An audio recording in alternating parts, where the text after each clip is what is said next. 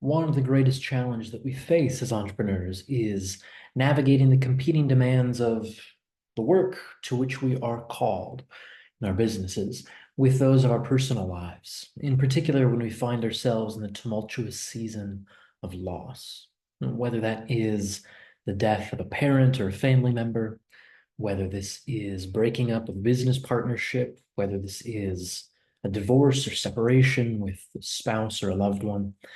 Navigating that season of loss can be one of the most difficult things in our lives. So in this particular video, I want to take up this question of loss. And I do believe that a depth psychological approach is uniquely suited to the challenge for a particular reason. Many people don't know that depth psychology actually finds its inauguration in Freud's personal experience of conflict in the aftermath of his father's death. This is actually what ushered in the whole field of psychoanalysis, was Freud essentially coming to terms with his own unconscious complexes in the aftermath of his father's death. Now, we could take it a step further. Let's say you're not much of a Freudian. Most of what we know and appreciate in Jungian psychology as well comes in the aftermath of the loss of the relationship that he had with Freud. And he essentially, we could say he decompensated, he fell apart, he wasn't sure what to do with himself. And it's only after he went through that painful process that we get all of what we know and appreciate about Jungian psychology as well. So I offer those two examples to say that you may actually be able to alchemize this experience of loss and find perhaps the greatest contribution of your life on the other side of it. But what I want to suggest is that if you can feel the pain of loss, that in and of itself is a good thing. And that means you have a heart that still beats and a heart that loves. And that's a beautiful thing. It's what, in many ways, makes life worth living. Now, that does not lessen the pain of loss, but hopefully we can begin to give the loss some meaning here. Now, I'm of the belief that when we are looking to navigate emotional conflicts, the way through is to find the fullness of the embodied emotional experience of that event. Now, we can go through an event and fail to actually experience it if we are unwilling or unable to connect with the immensity and the intensity of the embodied emotional experience that is a response to that event. So what do I mean by that? Well, for some reason or another, at some point in our lives, you and I and just about everybody we know likely learned that it's actually not okay to feel certain things, that if we are to feel those things, it puts our close relationships at risk. We see this exemplified in some cases as the repression of sadness. A cliche example would be boys don't cry. This is typically something to which Western men are subject as a repression of sadness. We find universal prohibitions against expressions of anger. That's the most widely repressed emotion, in part because anger can be quite destructive if we don't know how to manage it, how to channel it effectively. So if the circumstances of our lives have led us to the understanding, conscious or unconscious, that we ought not feel these things, then when circumstances arise that lead us to that feeling, we will repress the feeling. And as a result, we will experience anxiety. We'll have the somatic experience of tension, a constriction of our musculature. Let's say, for example, you are on the verge of tears and someone says to you, you better not cry. Well, what are you going to do? If you believe that your survival actually depends on following along with their prohibition, what are you going to do to prevent the enactment of crying, the production of tears? You're going to create all this muscular constriction around your eyes. You're likely going to choke off something around your jaw, your throat. You're going to halt your breathing. You will you'll prohibit the movement of that emotion through you through the generation of muscular tension. And at very severe degrees, very severe examples of anxiety in this case, we find constriction of the smooth musculature of the body as well, which can lead to things like migraine headaches, vertigo, irritable bowel syndrome, all kinds of nausea and things. So again, I'm going into a little detour here as to what happens if we don't work through the experience of loss. Now, we'll create anxiety on the one hand, and we may actually engage in a number of defensive behaviors as well in an attempt to distance ourselves from the distressing situation. For some people, they'll engage in numbing behaviors. They'll rely on substances, alcohol, drugs. They'll eat themselves into a stupor. They'll do all sorts of things in an attempt not to feel what they feel. Other people, they will endlessly intellectualize their experience. They'll wax philosophical. Some people may just totally dissociate. They'll go numb, essentially running on autopilot, going through the motions.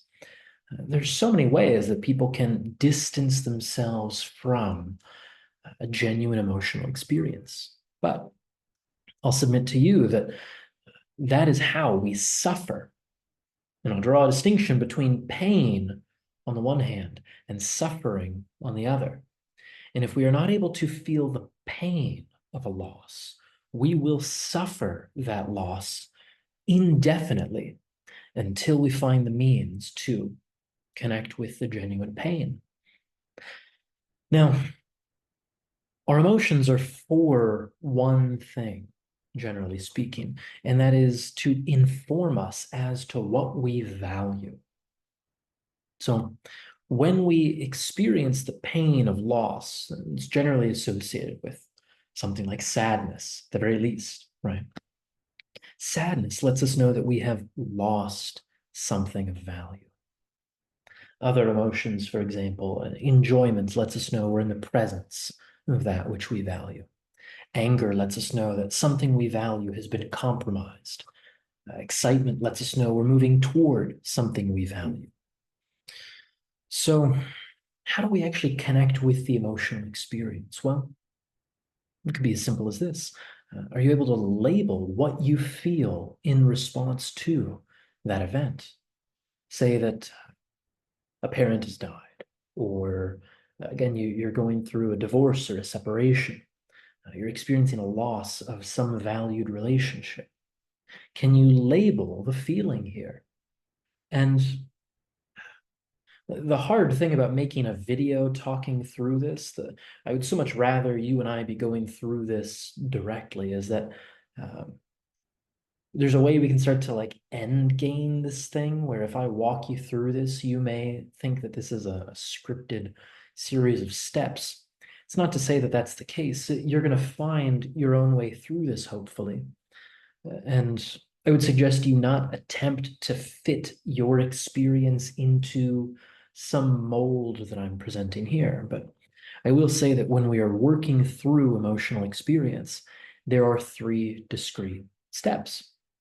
The first of these is the ability to label the emotional experience. And I find for a lot of people, this is more difficult than it sounds at the outset.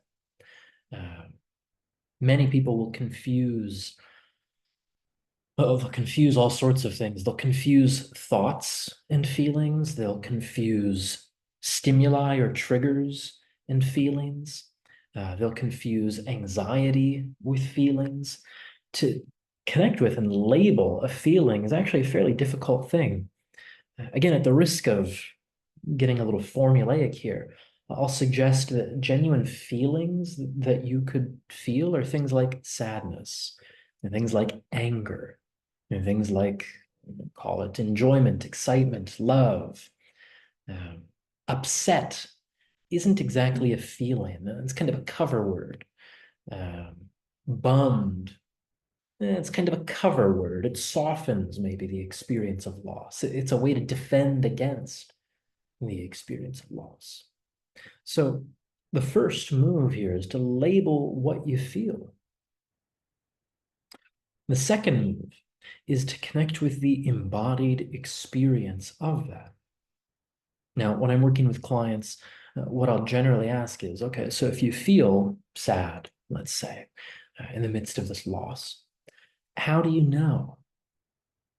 That is to say, what's the physical experience of this? What does your body know about sadness?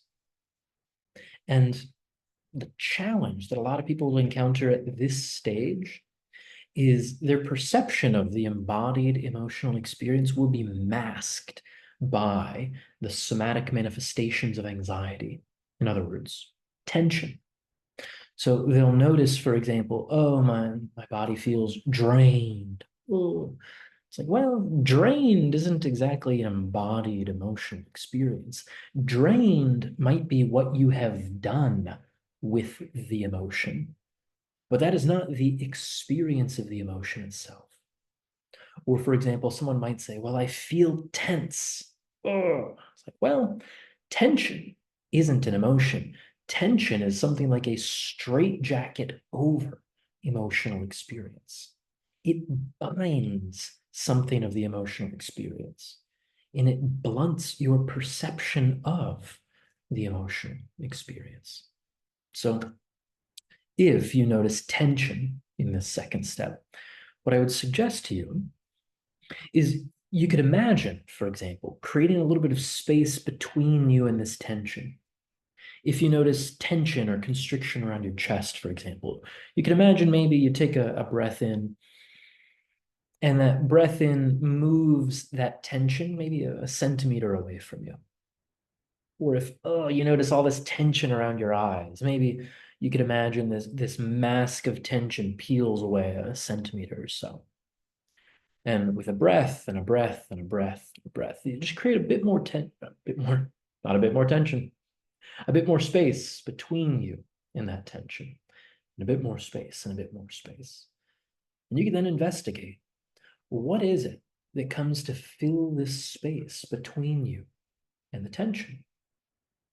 When we are looking for the embodied experience of an emotion, the word itself gives us a bit of a clue. Emotion represents some movement of some sort. So, do you sense when you create space between you and that tension? Do you sense some movement within the body? Is there something in your awareness that implies a direction? For example, we know almost universally sadness brings us down a bit. It's heavy. Yeah, it's a heavy downward movement generally.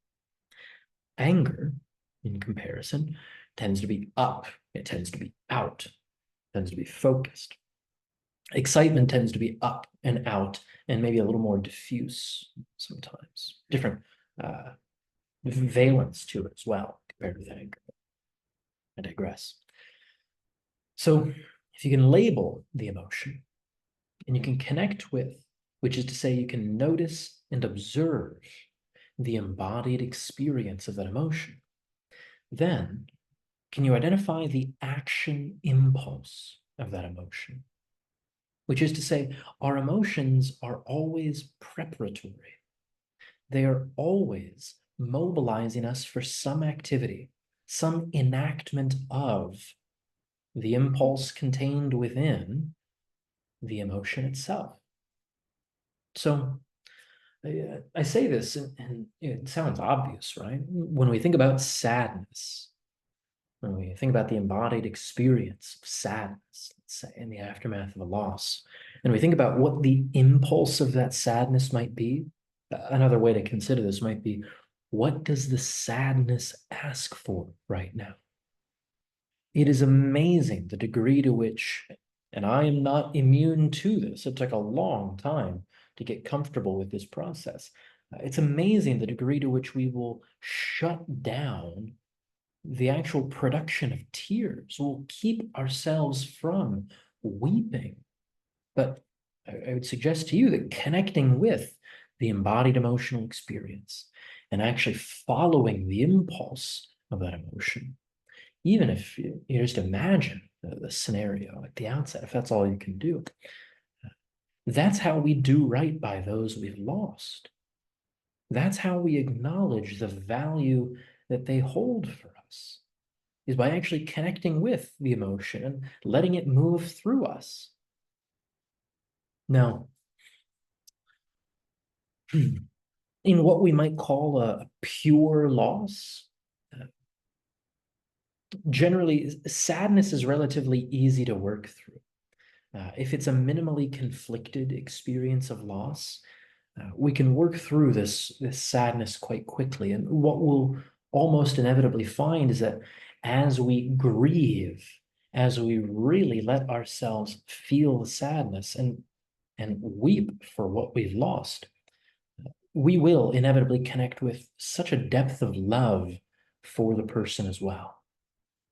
So when we feel again, the immensity and the intensity of the pain of loss, we will connect more readily with the fullness of the love that's available to us. Now, I say that that's the case for what we might call a pure kind of grief or an unconflicted grief. Often what keeps us from being able to let go of or move through experiences of loss is some conflicted element in the relationship too.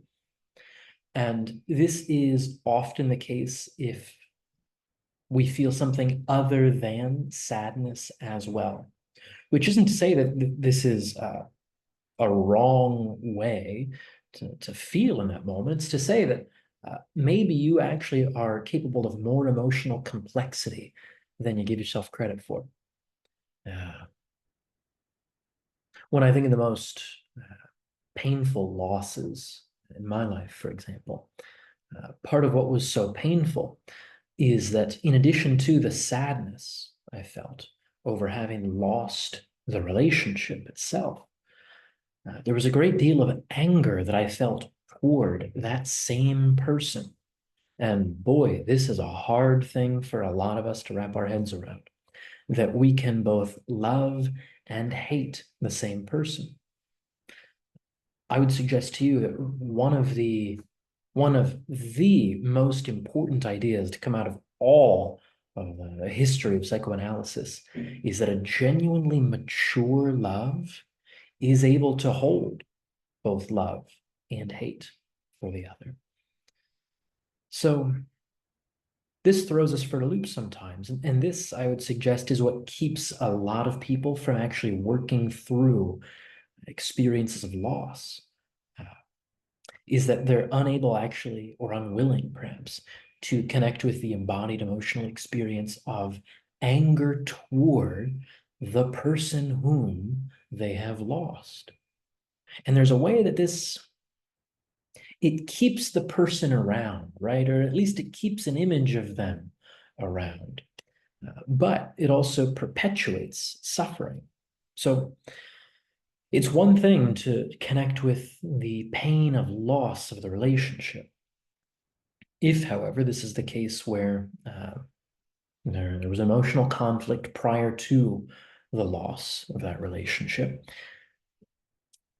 I'll say 99 out of 100 times, clinically at least, there will be some experience of anger toward that person as well. And until you can work through the anger toward that person, and the guilt feelings that evokes and the love that inevitably leads to as well, till you can move through that whole emotional complex as well, there will be no hope of actually getting over that relationship. There will be no hope of letting go or moving on. So I talked through some of the experience of sadness as well, labeling the thing, connecting with the embodied emotional experience, which is to say, noticing and observing it, and then identifying the action impulse. So if I were to ask you, well, what do you feel with regards to this loss? Sadness might be one of the things that you notice. If this were a kind of conflicted relationship, I might say, for example, well, What do you feel toward that person for leaving you? Maybe it comes to pass that as you're mourning and grieving this person, you say, "Oh my God, I just don't know how they could have left me." Oh, again, whether this is a case of a death, whether this is a rupture in a business partnership or divorce, separation, whatever. We could then explore, well, what do you feel toward that person for leaving you? And yes, there is sadness. Sadness, however, is not toward another person. Just think, I wouldn't say, for example, I'm sad at you, I'm sad toward you. That doesn't make any sense. Sadness is an experience with you and yourself, or between you and God, let's say. But what do we feel toward the person who leaves us? And this is where a lot of people will get very squeamish. They don't want to say, for example, that they are angry at the other person for leaving them. But let's look at this logically. You love someone, you care about them tremendously, you value the relationship, you might put it above all other relationships in your life. If they leave, and again, whether this is rational or not, maybe a person dies and it's not their fault that they died necessarily, but you have the idea in your mind that they've left you now. Uh, what do we logically consider when someone leaves and therefore takes away this relationship that we value so much? I'd suggest to you that the logical thing for us to feel in that moment is anger toward the person who took that relationship away from us. And that may be a tough pill to swallow. And I'm going to leave that to you and your therapist, you and your whomever, you and God, you and whoever it is that's holding space for you at this point. That can be your conflict to work through. Uh, if this is a tough pill for you to swallow, what makes it so difficult to consider that you both love the person and feel anger toward them? For people that have a difficult time moving through losses like this or working through emotional conflicts generally, they have some anxiety when it comes to the experience of anger. They're worried that feeling anger makes them a bad person. They're worried that it's irrational. They are concerned that it doesn't make any sense. They can justify, they can explain away, they can rationalize all these things. They'll come up with all sorts of ways to negate their own emotional experience. And I would suggest to you that you likely struggle with this as well. If you are a socialized human being in the world, I'm willing to bet there is at least a degree of conflict with respect to the experience of anger. Why? Because anger, as I mentioned earlier, is the universally prohibited emotion. Every culture has at least some prohibition against the expression of anger, because anger, if not managed and channeled and harnessed effectively, can be quite destructive.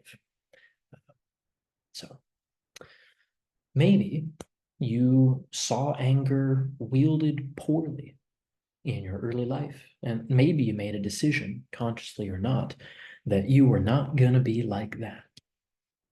Now, I'll suggest to you that there is a difference between the expression of anger. There are many different expressions of anger, but there's a difference between the expression of anger and the feeling of anger, and a difference between that and the identification, the labeling of anger. But if we want to work through the conflict of a loss, if we find ourselves unable to move forward from the pain of a loss, I'd suggest that it might be worth exploring whether there is anger that you feel toward that person, anger that you've not, um, it's a sloppy metaphor, but metabolized, let's say. Fortunately, the same process works. If you can connect with the immensity and the intensity of the embodied emotional experience, you will find a way through this. And the same steps are going to apply. There's the labeling of the emotion. There is the embodied experiencing of the emotion, which is noticing what your body knows about that feeling and observing, so being able to hold that in your attention. And then there is identifying the action impulse. And in the case of anger, generally we work through this in the imagination. So let me take a step back for a moment and reiterate that our emotions tell us what matters, in what way it matters, and to what degree it matters. If we are unable or unwilling to connect with our emotional experience, we are rudderless in the world. We have no compass, so there's no true north directing us because we don't know what matters. We don't know how the things that happen to us matter, and we don't know how much they matter. So I'll suggest again, the experience of sadness lets us know that we have lost something we value. The experience of anger lets us know that something we value has been compromised. Now, anger mobilizes us for a fight. This can be a fight against whomever it is that is threatening what we value, or it can be a fight for what we value.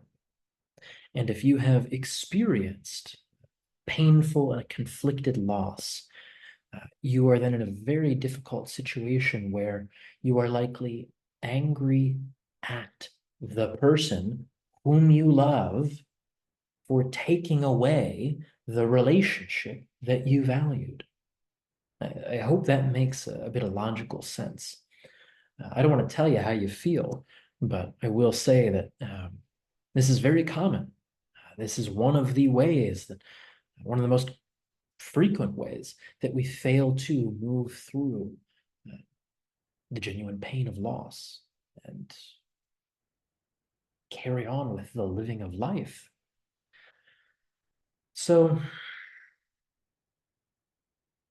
again, I hesitate some because there's a way that this can sound very formulaic, but I'll describe what I see occur over and over and over and over and over again clinically.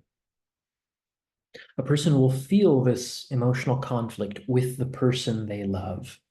Let's say they're going through a divorce and they're working to save the marriage. They are sad over the loss of the marriage. They love the other person tremendously, and they are mad as hell. They are so angry at the other person for leaving them. Now, this is a complex emotional landscape. No wonder so many people are so quick to repress, to pretend not to feel one or more of these things.